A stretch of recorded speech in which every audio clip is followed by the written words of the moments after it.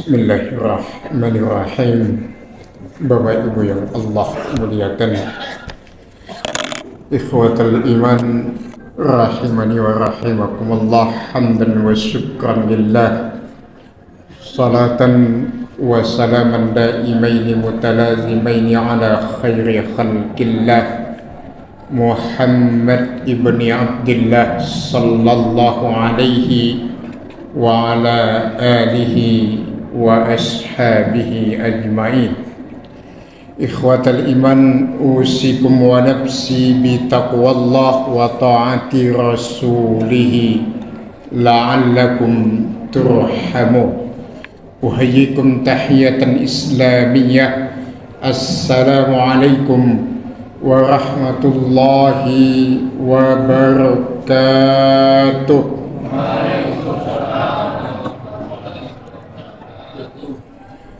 Singkat saja Bapak Ibu sekalian yang Allah muliakan, ada satu informasi yang kontemplatif dalam Al-Quran surat Al-A'raf ayat yang ke-12 sampai yang ke-15. Di dalam ayat itu Allah menegaskan ada satu makhluk Allah namanya iblis, diciptakan dari api, kemudian ditempatkan di dalam surga bersama para malaikat, yang kemudian terusir dari surga karena kesombongannya. Ada kata-kata tatakabbara. Itu satu sisi.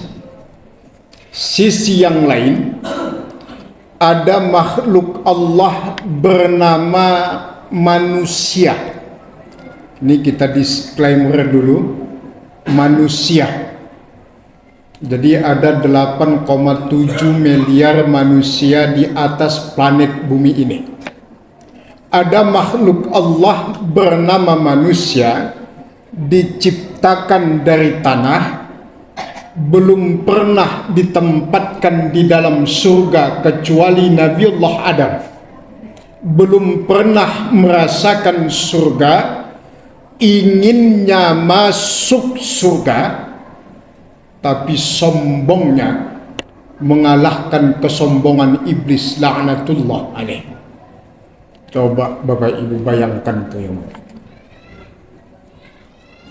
diciptakan dari tanah, belum pernah merasakan surga. Yang satu sudah, Pak. Iblis kan ditempatkan di dalam surga dengan para malaikat. Diusir Allah dari surga, dilaknat sampai kiamat karena satu, kesombongan. Ketika dia mengatakan ana khairun minhu, saya lebih baik daripada Adam. Itu kan sombong. Sementara yang satunya bernama manusia, dari tanah, belum pernah ditempatkan di dalam surga, pengennya masuk surga, sombongnya ngalahin iblis. Manusia loh ya. Kalau di pengajian itu dilarang hukumnya untuk terbawa perasaan. Jangan-jangan Pak Ustadz ngomongin saya nih, nggak boleh. Nggak boleh ada perasaan di saat pengajian begini. Terbawa perasaan maksudnya. Nah, Bapak Ibu yang Allah muliakan, sebagai penutup, apa sih sombong itu? Sombong itu kalau didefinisikan bataral haq wa ghamtun nas, menolak kebenaran dan memandang rendah orang lain. Ghamtun nas, mengecilkan manusia.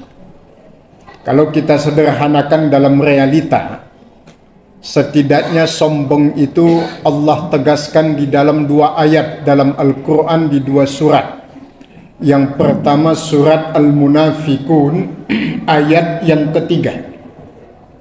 Allah tegaskan zalika bi annahum amanu thumma kafaru fatubi'a ala qulubihim fahum la yafqahun. Dari ayat inilah kita kenal istilah insanun bila insaniyah, manusia tanpa kemanusiaan. Wujudnya masih manusia secara fisik, namun hakikatnya yang bernama kemanusiaan itu sudah hilang. Maka sahabat Abdullah bin Mas'ud, sebagaimana dinukil oleh Ibnu Qayyim Az-Zawzi dalam kitab Miftahu Daris Sa'adah, beliau mengatakan satu-satunya musibah dalam kehidupan orang beriman di saat orangnya masih hidup tetapi rasa takutnya kepada Allah telah mati. Itu musibah yang sebenarnya bagi setiap orang beriman. Yang bersangkutan masih hidup tapi tidak memiliki rasa takut kepada Allah sama sekali. Nauzubillah, summa nauzubillahi min dzalik. Insanun bila insaniyah, manusia tanpa kemanusiaan. Dan ini sudah jamak kita lihat dalam kehidupan ikhwatal iman.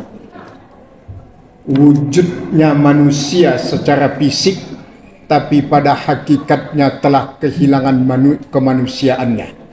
Ini juga bentuk tabasyirah atau busra, kabar gembira, hiburan Allah untuk kita hamba-hambanya. Hiburan dalam bentuk dan arti apa? Jangan berputus asa dan jangan pernah berkecil hati dalam menjalani kehidupan ini, sebab ternyata Bapak Ibu sekalian, kita tidak hidup sepenuhnya di tengah-tengah manusia. Ternyata ada yang secara wujud manusia, tapi hakikatnya sudah kehilangan kemanusiaannya. Jadi biasa saja dalam hidup ini. Biasa dalam artian, ya, ketika kita menasehati orang tentang kebaikan, kemudian tidak didengar. Ada orang yang terang-terangan melanggar syariat agama Allah dan seterusnya. Maka jangan berkecil hati. Sebab tidak semua yang menghuni dunia ini adalah manusia seutuhnya. Dan Ramadan ini kita temukan banyak begitu. Yang dia muslim, dia berakal, dia mampu, dia sudah akil balik tapi terang-terangan gak puasa. Yang begitu gak usah dinasehati, gak usah diceramahi Pak, yang begitu itu. Menguras energi plus menguras emosi. Elus dada dan ucapkan, ternyata betul tidak semua yang menghuni dunia ini yang mengaku manusia itu pada hakikatnya masih berbentuk manusia. Nauzubillah. Semoga Allah jauhkan kita dari hal yang demikian. Allahumma amin ya rabbal alamin. Yang kedua, Allah tegaskan dalam Al-Quran surat yang ke-95, surat At-Tin, ayat yang kelima. Thumma radadnahu asfala safilin. Maka muncullah apa yang disebut dengan istilah Yahya wala hayata lahu, manusia yang hidup tapi tidak punya kehidupan. Hidup tapi tidak punya kehidupan. Atau kalau dalam bahasa Imam Al-Ghazali dalam kitab Al-Ihya ini, inilah yang disebut yamutu qabla mautihi. Orang yang sudah mati sebelum kematiannya tiba. Bagaimana realitas orang yang begini? Yang hidup tapi tidak punya kehidupan, yaitu orang yang satu hanya bisa memanfaatkan dan hanya bisa dimanfaatkan tapi tidak bisa bermanfaat. Kami ulangi ikhwatal iman, manusia-manusia yang hidup tanpa kehidupan di hadapan Allah itu manusia yang hanya bisa memanfaatkan dan hanya bisa dimanfaatkan, tapi tidak bisa bermanfaat. Hidup tapi kehilangan kehidupannya. Kalau dalam ilmu fikih, setiap mengkaji fikih pasti dimulai dengan babut taharah. Di dalam babut taharah itu ada taksimul miyah, pembagian air atau jenis-jenis air. Nah, jenis-jenis air itu salah satunya adalah tahirun li nafsihi wa ghairu mutahhirin li ghairihi. Ada air yang suci tapi tidak bisa dipakai untuk bersuci. Contoh, kopi itu air suci, Pak. Karena bisa diminum, boleh diminum. Tapi tidak bisa dipakai untuk bersuci. Nah, manusia ada yang jenis kopi, Pak. Ada manusia yang salihun li nafsihi, baik untuk dirinya tapi tidak baik untuk orang lain. Itu manusia kopi namanya itu. Sederhananya beginilah, manusia kopi itu kalau di dalam muamalat dan ibadah kira-kira begini kesimpulannya. Jangan sampai orang berdosa karena ketaatan Anda. Hati-hati. Jangan sampai orang berdosa karena ketaatan Anda. Contoh sebagai penutup. Salat jamaah. Imamnya menyampaikan sawu sufufakum. Itu hadis. Derajatnya sahih gitu. Tapi jangan suka latah imam itu, nambah-nambahin yang lain, yang membuat orang jadi nggak mau ke masjid gitu. Karena ini terbukti menjadi kenyataan itu. Ada suami yang tidak mau ke masjid, ditanya sama istrinya, kenapa nggak ke masjid, Pak? Jawabannya apa? Saya takut dibunuh. Loh, kok takut dibunuh gimana? Karena imamnya suka latah nambah-nambahin itu. Ya, tolong luruskan dan rapatkan sopnya. Yang bawa handphone tolong dimatikan. Jadi dia ke masjid. Karena dia selalu kalau ke masjid bawa handphone, takut dimatikan.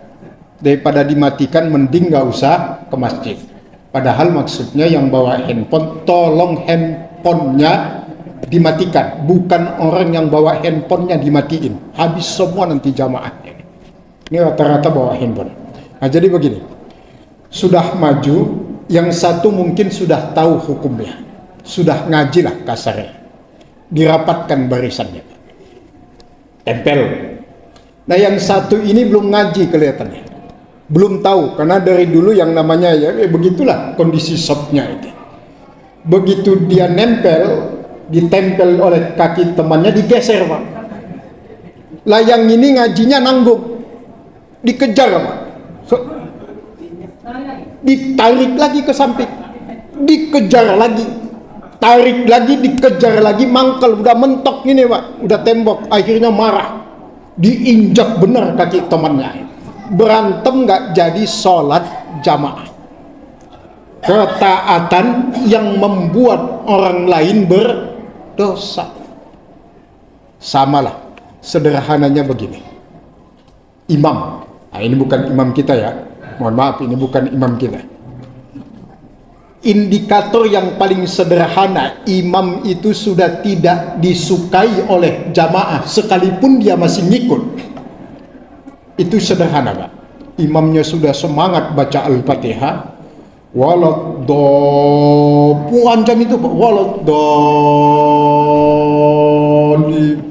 asik lah pokoknya imamnya. Makmumnya cuma jawab amin gitu. Itu udah tanda tuh, cepatin lah. Berarti udah banyak yang tidak suka yang dipimpin di belakang itu. Kalau masih diterus-terusin, ujung-ujungnya nanti tinggal imamnya sama beberapa orang di belakangnya. Artinya Bapak Ibu sekalian, Nabi berpesan, antum a'lam bi umuri dunyakum. Satu sisi kita tetap idealis, tapi pada sisi yang lain kita tetap harus realistis. Karena kita hidup bukan di tengah-tengah orang yang sudah mengerti agama dengan baik, tapi nyatanya saudara-saudara kita banyak yang beragama itu karena faktor kebetulan. Kebetulan ayahnya Islam, makanya dia menjadi muslim. Ayahnya muslim karena kebetulan kakeknya muslim, dan seterusnya ke atas. Maka isbiru wasabiru, bersabar dan kuatkan kesabaran Bapak Ibu sekalian. Insya Allah ketaatan kita akan bisa membawa ketaatan orang lain. Ini saja Bapak Ibu yang Allah muliakan. Mohon maaf kalau waktunya agak panjang. Semoga semua kita yang berhadir pada malam ini, Allah panjangkan umur kita semua dalam taat ibadah. Allah karuniakan kita semua sehat walafiat untuk ibadah. Allah mudahkan segala urusan kita dalam ibadah. Allah lapangkan rezekinya untuk kita ibadah. Semoga kita istiqomah sampai Allah putuskan kita kembali kepadanya.